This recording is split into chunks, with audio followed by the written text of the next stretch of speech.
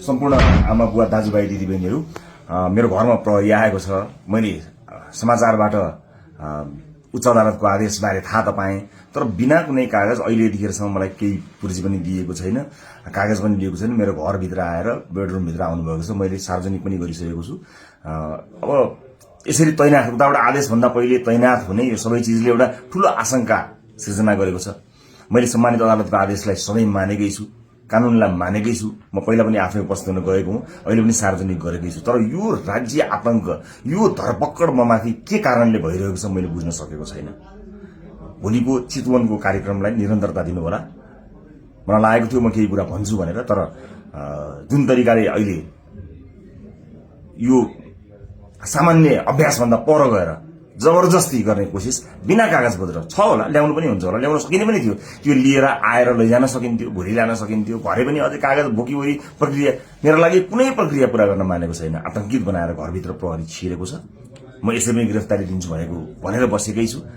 जे होस्, आम नागरिकले सब चिज हेरिरहेका छन् भन्ने मलाई विश्वास छ। न्यायको लडाई म एक थोपा रगत रहुन्जेल लडिरहन्छु। यहाँले साथ दिनुहुनेछ भन्ने विश्वास मैले लिएको छु।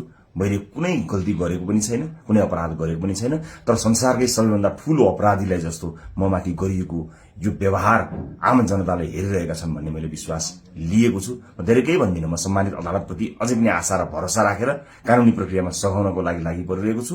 यो दुनियाँका जति पनि न्यायालयका ढोकाहरू छन् ती सबै ढोका ढकढक्याउँछु आफ्नो न्यायको लागि। र मलाई थाहा छ यहाँहरूले सबै कुराको साक्षी बसेर हेरिरहनु भएको छ होला भन्ने मैले विश्वास लिएको छु।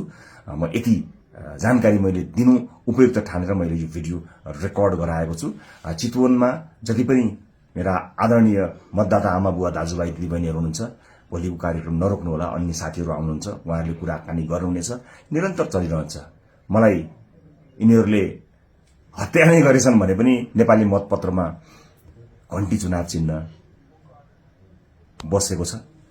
मलाई आशा छ, यो एउटा आशा र भरोसाको आवाज हामीले बुलन्द पारिसकेका छौँ। निरन्तरता प्रदान गर्नुहोला। म कानुनी लडाईँमा छु।